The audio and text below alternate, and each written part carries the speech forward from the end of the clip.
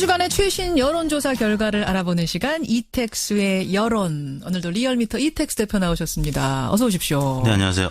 지난밤에는 막 천둥치고 번개치고 이랬잖아요. 네. 그 천둥 번개가 막 치는 그 순간에 저한테 여론조사 결과를 카톡으로 보내주셨어요. 네, 그렇습니다. 그 시간까지도 사무실에 계시는 거예요? 11시에도? 밤 11시? 어제는 주일이었기 때문에 주일 밤에는 재택근무. 그 천둥 번개를 뚫고도 네. 결론을 가지고선 만들어서 오늘 가지고 오신 그 여론조사 결과를 알아볼 텐데, 먼저 김현정의 뉴스쇼 의뢰로 조사 스페셜 여론조사가 2건이 있었어요. 네. 첫 번째는 베를린 선언. 그렇습니다. 네. 저희가 문재인 대통령이 독일 방문 중이던 지난 금요일 7일에 조사한 내용인데요. 전국 19세 이상 성인 9,682명에게 접촉해서 최종 505명의 응답을 완료, 5.2%의 응답률을 나타냈고요. 무선 전화 면접과 유무선 자동 응답 혼용 방식이었고 표본 오차는 95% 신뢰 수준에서 플러스 마이너스 4.4%포인트였습니다. 예. 다음과 같이 질문을 했는데요. 문재인 대통령은 북한 체제의 보장과 한반도 비핵화, 항구적 남북 평화 체제 구축, 한반도 경제 협력 구상, 이산가족 상봉을 비롯한 교류 협력 사업 등 대북 정책 기본 방향과 몇 가지 대북 제안을 포함하는 이른바 한반도 평화 구상을 밝혔습니다. 아유, 굉장히 긴데 이렇게 설명을 다 드렸어요. 왜냐하면 베를린 선언이 뭔지 자체를 잘 모르는 분이 많기 때문에 이러이러한 거다라고 설명을 드린 후에 선생님께서는 문 대통령의 한반도 평화 구상에 대하여 전반적으로 어떻게 생각하십니까? 이렇게 물었는데요. 예. 두 가지 의미가 다 담겨져 있습니다. 하나는 방향에 동의하는지 여부하고 또 하나는 실현 가능성이 있는지 없는지 여부를 한 문항에 다 담아봤는데요. 예. 첫 번째 보기는 방향에 동의하고 실현 가능성도 있다. 그리고 두 번째는 방향에 동의하지만 실현 가능성은 없다. 예. 또 세 번째는 방향에 동의하지 않지만 실현 가능성은 있다. 마지막으로 방향에 동의하지 않고 실현 가능성도 없다. 이런 보기로 물었습니다. 그러니까 문재인 대통령의 베를린 선언이란 건 제재도 제재지만 평화가 같이 가야 한다 이런 거거든요. 그래서 이산 가족도 만나야 하고 뭐 네. 교류 협력 사업도 계속해야 되고 이런 내용이 담겨 있어요. 그러니까 이 방향은 동의해도 힘들 거야. 실현 네. 가능성은 의아해하는 분도 계실 수 있고 또 두 개 다 찬성하는 분, 둘 다 반대하는 분도 계실 네. 수 있단 말입니다. 어떻게 결과가 나왔나요? 방향에 동의하고 실현 가능성도 있다. 두 가지 모두의 긍정한 응답이 42.4%로 가장 높았고요. 42.4%가 방향도 맞고 실현도 될 거다. 네. 그리고요. 두 번째는 방향에 동의하지만 실현 가능성은 없다는 의견이 23.8%로 두 번째를 기록했고요. 예. 방향에 동의하지 않고 실현 가능성도 없다. 두 가지 부정한 응답이 17.2%로 세 번째로 나타났고요. 방향도 그 방향 아니고 네. 대화와 제재 같이 가는 거 아니고 실현도 안 될 거다. 17.2%. 방향에 동의하지 않지만 실현 가능성은 있다는 의견이 5.3%로 네 번째로 나타났습니다. 그래요. 그러면은 일단 방향에 동의한다라고 보신 분만 합하면 한 66.2%가 방향 맞다. 네. 하지만 여기에서 이제 실현 가능성까지 묻게 되면 3분의 1 정도는 갸우뚱? 그렇습니다. 실현은 어려울 거야. 이렇게 보시는 거예요. 어떻게 분석해 보셨습니까? 그리고 또 실현 가능성만 본다면 47.7%가 실현 가능성이 있다. 또 41%가 실현 가능성이 없다. 오차 범위 내에서 6.7%포인트 실현 가능성이 있다고 응답을 했는데요. 실현 가능성만 또 따로 떼서 질문을 하셨군요. 네. 예. 한 문항 이제 두 가지 척도를 다 담아봤습니다. 예. 여하튼 방향성에서는 3명 중에 2명이 동의해서 66.2%가 긍정평가를 했고 다만 실현 가능성은 북한의 입장이 지금 워낙 변하지 않고 있기 때문에 예. 오차 범위 내에서 실현 가능성이 있다는 의견이 소폭 높게 나타났습니다. 이게 어느 당을 지지하는가에 따라서도 좀 결과 차이가 있습니까? 그렇습니다. 동의 반대 이 부분만 본다면 민주당 지지층이 동의가 84%로 가장 높았고요. 정의당 73% 두 번째로 나타났습니다. 국민의당 지지층도 59.1%로 나타났고요. 바른정당 58.2%로 높았는데 네. 다만 자유한국당 지지층에서는 이와는 반대로 동의하지 않는다가 62.6%, 예. 동의한다가 32%로 다른 정당과는 다른 입장을 나타냈습니다. 그렇군요. 여러분은 어떻게 생각하세요? 베를린 선언 좀 어려운 문제였는데 저희가 한번 여론조사로 던져봤고 김현정의 뉴스쇼 의뢰 스페셜 여론조사 두 번째 주제로 가보겠습니다. 두 번째는 최근에 정부가 발표한 블라인드 채용에 관한 조사예요. 리얼미터는 채용할 때 어떻게 하세요? 사람 채용할 때? 이력서 먼저 보죠. 서류 전형을 통과한 분들만 예. 또 면접을 봐서 블라인드 채용을 하지 않고 있죠. 네. 그러니까 이력서에 사진도 붙이고 네. 나이도 묻고 뭐 학력도 묻고 고향도 그렇습니다. 묻고 다 물을 수 있는 거 다 물으시고. 개인정보가 모두 담겨져 있는 정보를 보고. 블라인드 채용은 아주 거리가 먼. 그렇죠. 채용을 하고 계시는데 일단 이 결과 보기 전에요. 네. 이택스 대표는 이제 운영하시는 분이잖아요. 네. 고용주 입장에서는 어떻게 보세요? 블라인드 채용. 저희는 당분간은 블라인드 채용은 어려울 것 같습니다. 뭐 개인적으로 고용주 입장에서는 왜요?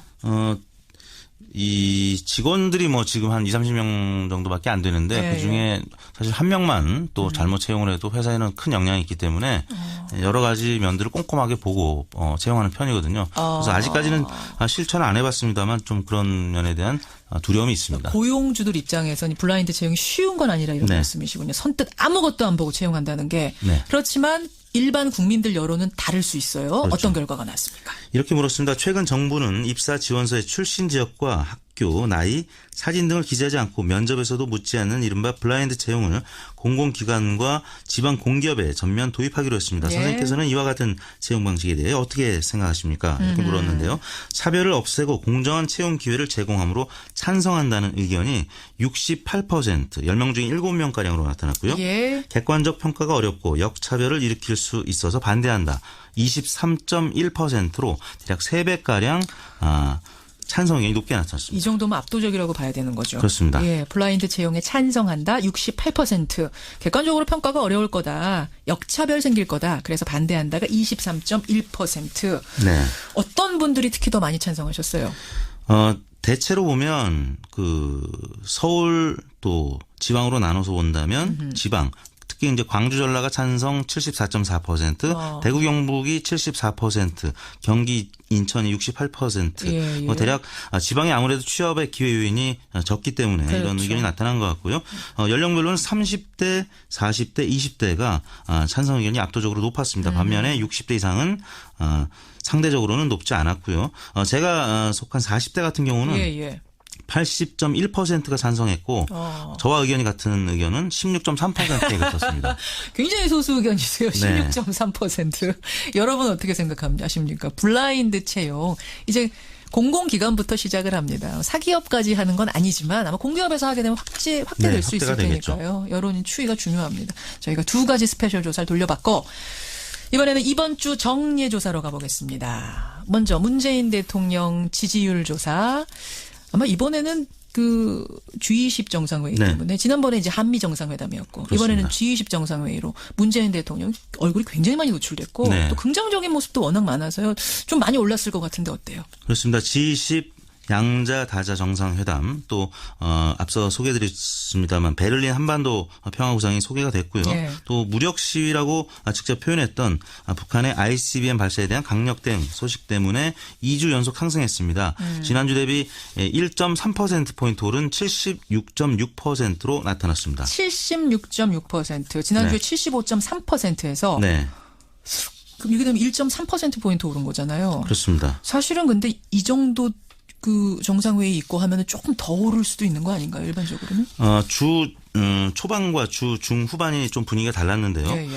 추미애 대표의 머리 자르기 발언에 대한 국민의당의 국회 보이콧 등 거센 반발이 있었고 예. 또 송영무 조대 후보자를 둘러싼 야3당 공세가 이어졌던 주 후반에는 소폭 지지율이 떨어지는 양상을 나타내서 더 오를 수 있었는데 또 여의도 정가 소식 때문에 상승폭이 크지는 않았던 것 같습니다. 전국에 발목 잡힌 거군요. 대통령 지지율 네. 더 오를 수 있었는데. 네. 그래요. 뭐 특별히 또 주목할 부분이 있나요? 이 지지율에서? 일간으로 보면은 예. 75.6%로 월요일 날 시작을 했었는데요. 오바마 전 미 대통령이 월요일 날 문재인 대통령과 면담을 했었죠. 예.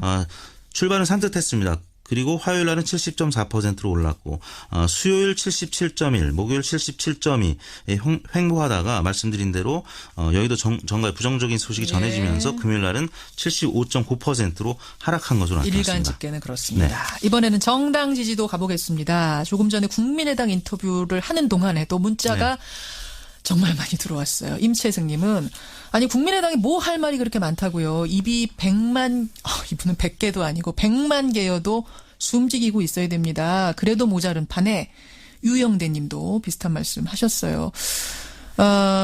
게다가 청취자 전화도 하나 왔네요. 삐쳐서 화난다고 일을 안 하면 됩니까? 예, 추경 같은 거 해야 될 건 해야죠. 회사에서도 그렇게 일 안 합니다. 이렇게 전화 주신 분도 계시고. 반면에 1302님은 민주당에서는 아예 말을 하지 말아야 정상입니다. 왜냐고요? 민주당도 검찰에다가 맡겨야지 뭘 자꾸 협치를 방해하는 이런 행동을 하느냐 이런 문자도 오고 있는데 정당 지지율 어떻게 변했습니까? 네, 민주당이 53.4%, 지난주와 큰 변화가 없었고요. 자유한국당이 16.2%, 지난주 대비 0.3%포인트 올랐습니다. 예. 바른정당이 6.6%로 모처럼 3위로 오차 범위 내에서 올라섰고요. 그다음에 정의당이 6.2%, 국민의당이 5.1%로 하락세는 멈췄는데 아무튼 최하위, 최저치를 계속 이어갔는데요. 예. 국민의당은 제보 조작 단독 범행에 대한 당 진상조사 결과가 발표된 월요일 이후에 한 이틀 후에는 4.5%까지 수요일 날 떨어졌는데요. 예.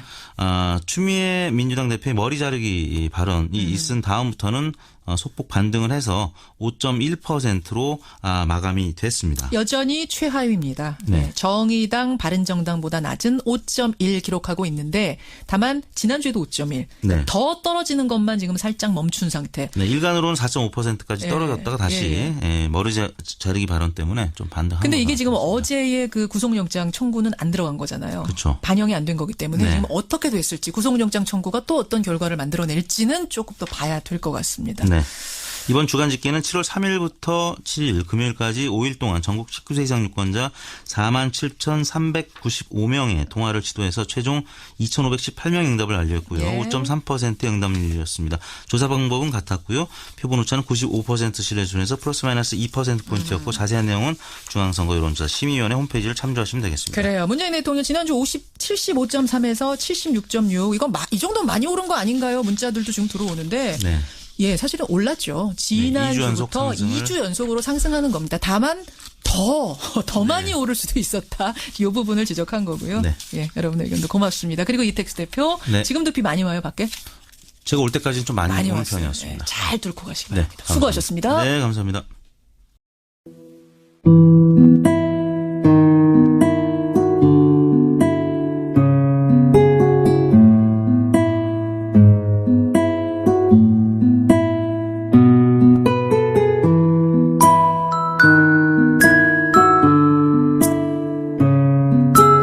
동의하지 않고 실현 가능성도 없다. 두 가지 부정한 응답이 17.2%로 세 번째로 나타났고요. 방향도 그 방향 아니고 네. 대화와 제재 같이 가는 거 아니고 실현도 안 될 거다. 17.2%. 방향에 동의하지 않지만 실현 가능성은 있다는 의견이 5.3%로 네 번째로 나타났습니다. 그래요. 그러면은 일단 방향에 동의한다라고 보신 분만 합하면 한 66.2%가 방향 맞다. 네. 하지만 여기에서 이제 실현 가능성까지 묻게 되면 3분의 1 정도는 갸우뚱?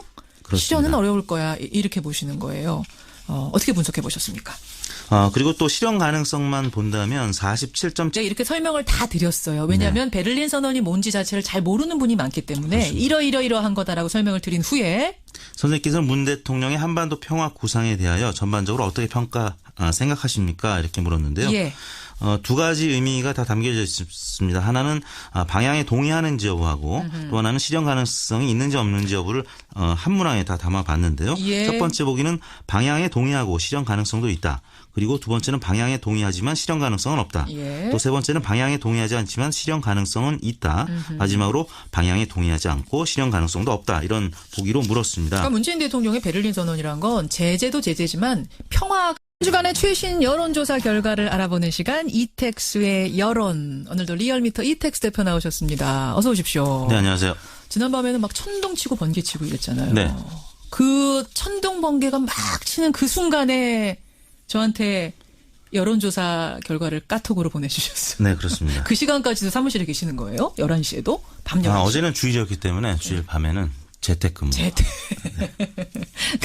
그 천둥 번개를 뚫고도 네. 결론을 가지고선 만들어서 오늘 가지고 오신 그 여론조사 결과를 알아볼 텐데 먼저 김현정의 뉴스쇼 의뢰로 조사 스페셜 여론조사가 두 건이 있었어요. 네. 첫 번째는 배가 같이 가야 한다 이런 거거든요. 그래서 이산 가족도 만나야 하고 뭐 네. 교류 협력 사업도 계속해야 되고 이런 내용이 담겨 있어요. 그러니까 이 방향은 동의해도 힘들 거야. 실현 네. 가능성은 의아해하는 분도 계실 수 있고 또 두 개 다 찬성하는 분, 둘 다 반대하는 분도 계실 네. 수 있단 말입니다. 어떻게 결과가 나왔나요? 방향에 동의하고 실현 가능성도 있다. 두 가지 모두의 긍정한 응답이 42.4%로 가장 높았고요. 42.4%가 방향도 맞고 실현도 될 거다. 네. 그리고요. 두 번째는 방향에 동의하지만 실현 가능성은 없다는 의견이 23.8%로 두 번째를 기록했고요. 예. 방향에 베를린 선언. 그렇습니다. 예. 저희가 문재인 대통령이 독일 방문 중이던 지난 금요일 7일에 조사한 내용인데요. 전국 19세 이상 성인 9,682명에게 접촉해서 최종 505명의 응답을 완료, 5.2%의 응답률을 나타냈고요. 무선 전화 면접과 유무선 자동 응답 혼용 방식이었고 표본 오차는 95% 신뢰 수준에서 플러스 마이너스 4.4%포인트였습니다. 예. 다음과 같이 질문을 했는데요. 문재인 대통령은 북한 체제의 보장과 한반도 비핵화, 항구적 남북 평화 체제 구축, 한반도 경제 협력 구상, 이산가족 상봉을 비롯한 교류 협력 사업 등 대북 정책 기본 방향과 몇 가지 대북 제안을 포함하는 이른바 한반도 평화 구상을 밝혔습니다. 굉장히 긴데